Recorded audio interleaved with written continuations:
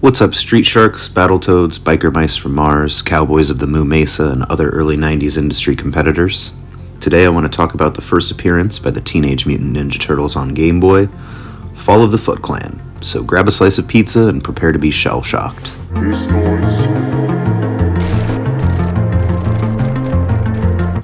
If you're an elder millennial like me, then you likely grew up during a time when the Ninja Turtles were unavoidable. In fact, since I started working on this video, a trailer for the new movie Mutant Mayhem dropped, and I can't wait to see it.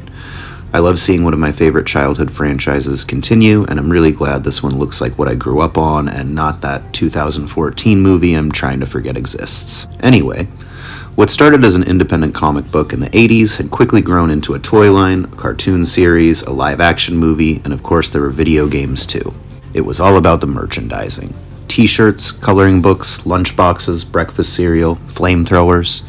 Okay, maybe not flamethrowers, but the Ninja Turtles logo was on just about everything else. If you want to know more about the rise of TMNT in the world of action figures, I highly recommend watching Toy Galaxy's video about it. If you're interested in the history of TMT video games, I would suggest this video from GameSack. In fact, that's where I learned that Fall of the FootClan was just the third video game appearance by the Turtles, following the NES game and the arcade game. So keep in mind this was before Turtles in Time or even the Manhattan Project.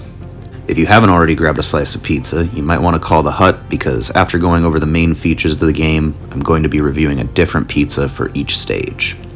But let's start from the start. Like Blades of Steel, this is another Konami title that was released under the Ultra label in 1990. But this one actually lets you use the famous Konami code, or Contra code. If you pause the game and hit up, up, down, down, left, right, BA, it will refill your life bar on the pause screen. However, you can only use it once per game. And here's some foreshadowing, don't use it in a speedrun. Fall of the FootClan plays more like the NES games without the overworld between side-scrolling levels. However, it shares a lot of visual language with the later beat-em-up games. The plot and cutscenes are based on the 1987 cartoon, and this blend ultimately gives Fall of the FootClan its own identity. The sprites are nice and big, the backgrounds feature an impressive amount of detail for an early-run DMG title, and the sound is even pretty killer. The soundtrack was composed by Michiru Yamane, who worked with Konami from 1988 to 2008. Some of her most notable works include the soundtracks to 1994's Castlevania Bloodlines and 1997's Castlevania Symphony of the Night. She's still active as a freelance composer, and her more recent works include 2012's Skullgirls and 2018's Monster Boy and the Cursed Kingdom. The tunes in this game might not be on that level, but in an era where most Game Boy soundtracks were annoying at best, this game is worth playing with the volume up.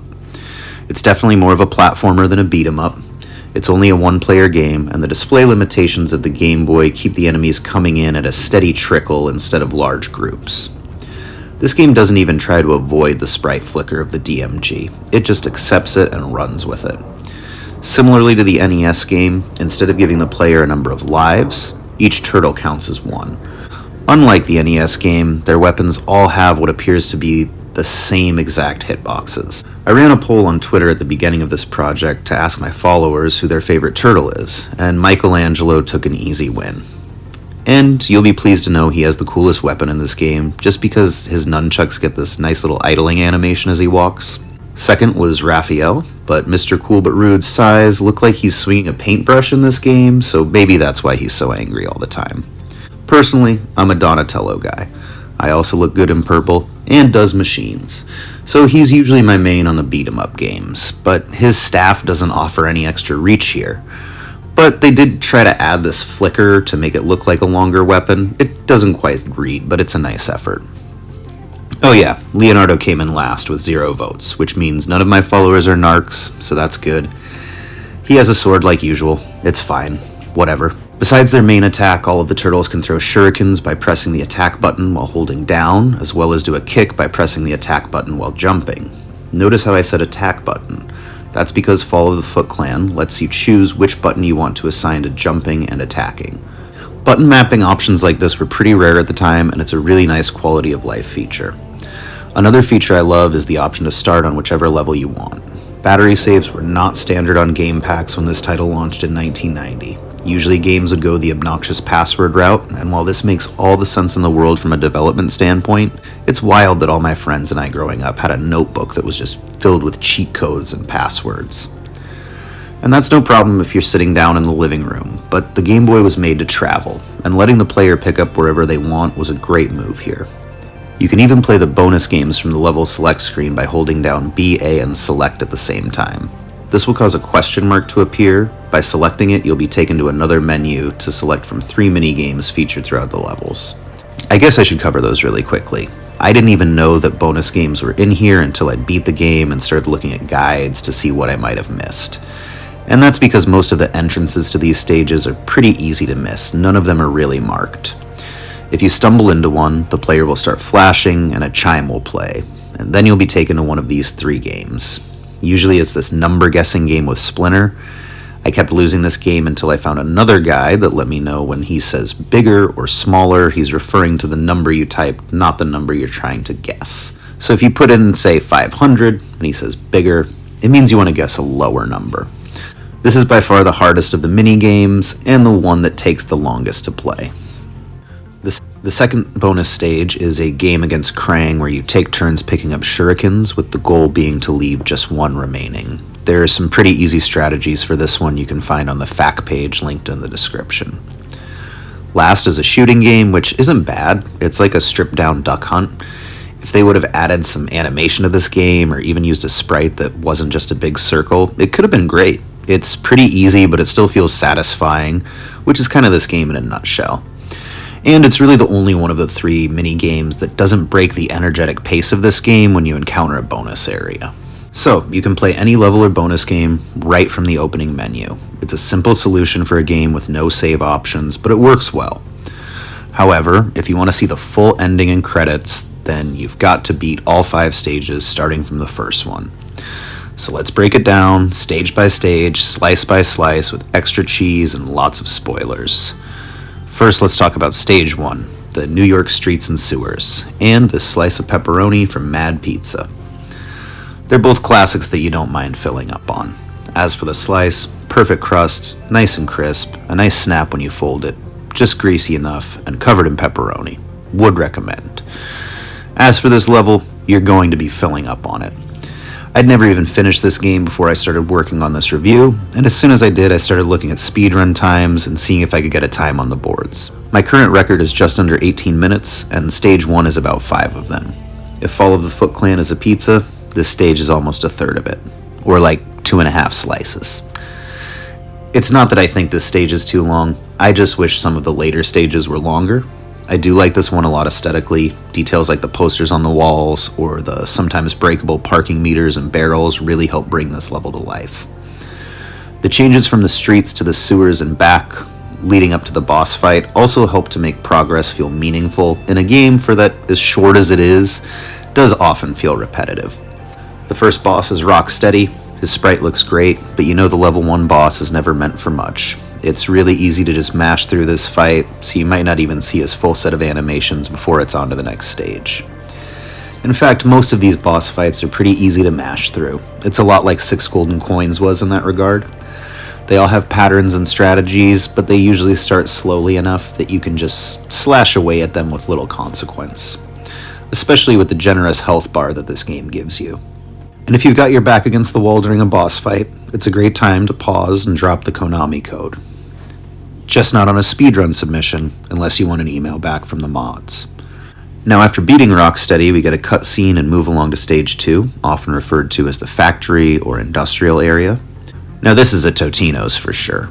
Yeah, it looks gross, but it's still fun. Why else would they call it a party pizza? This stage is a bit shorter than the first, and it adds some new platforming challenges on the way to the second boss fight against Bebop. While his weapon and movements are a little bit more complex than Rocksteady, he's nearly as easy to mash away against for a quick victory. Another solid sprite wasted on a fight that's easy to cheese. Then we get another cutscene, and we're off to what might be my favorite level in the game. Stage 3, the Convoy. Now this is a lot like the slice from PCC that I picked up on the way to work the other day. I think it was called the Olympic. It was a Greek-style pizza. Just like a slice of pizza 15 minutes before you need to clock in, this level leaves you wanting more. It looks great and it's satisfying, but it's over before you know it. The use of parallax scrolling makes the stage feel alive. It's not even an auto-scroller, but the design and visual language make me feel like running through it instead of poking around and exploring like some of the other levels. If I had to pick a favorite level, this is it, especially because it has one of the better boss fights. To finish level 3, you need to beat the famous fly, Baxter Stockman. While he's certainly not a hard boss to take out, this flying pattern and array of attacks add a lot more challenge than the first 2 levels. You can't just corner him and attack away like Bebop or Rocksteady, but with a few well-timed jump kicks and some patience, he's not a problem. And once you take care of that, we get a cutscene featuring Michelangelo telling us we're headed to the river. That's what I call Stage 3, some guides also refer to it as mountain caves or mountain caverns. Either way, it's a lot like the slice of Hawaiian from Hot Mamas. It throws out a lot of what you know and incorporates some brand new elements. Should pineapple be on pizza? Should a Ninja Turtles game look like Frogger? Did you know Hawaiian pizza was created by a Greek man in Canada? Who am I to say? This stage, this slice, they're both about taking risks, and that's what makes them both a treat. Much like the first stage, the river takes the player on a journey by making frequent background changes. It's a bummer that the water doesn't feature a swimming mechanic. The only real difference from regular movement is that I noticed you can't walk up these slopes, you have to jump to the next flat spot in these sections. Other than that, the height of your jump and the speed of the attack seem to be the same. At least they were a reason to include these fish, one of my favorite enemies in the game, and a great example of how to make a 2-frame animation dynamic. After what seems like a long journey compared to the last stage, we arrive at the best boss fight in the game, Shredder. I don't like his sprite nearly as much as the other bosses in this game. It doesn't have the same cartoony energy, and I'm not a fan of his sword.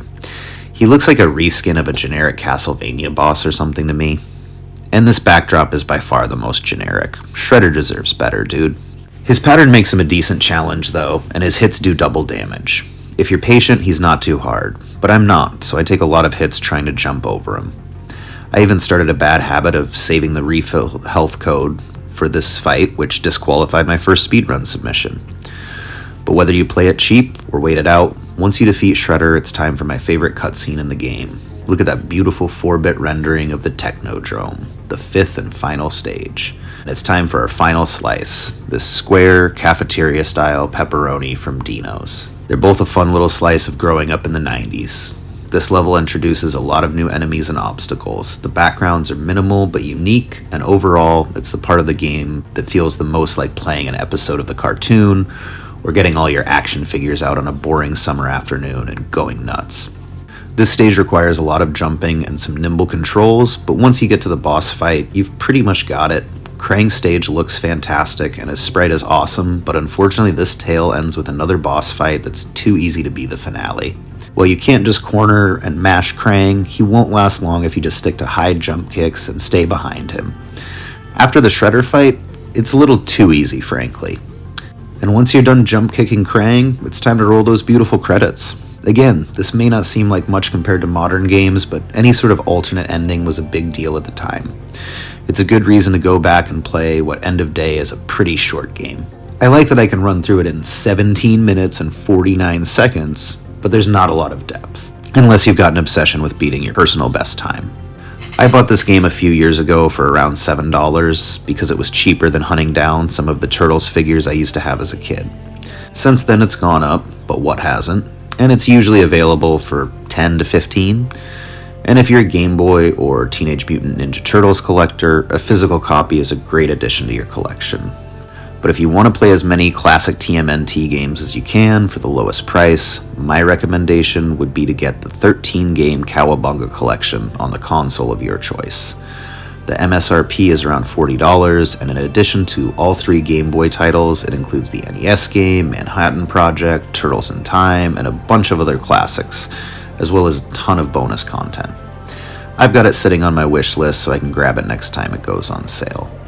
There's also a good video by SquarePegs where he breaks down all the games featured in the collection, and I'll put that in the link below as well.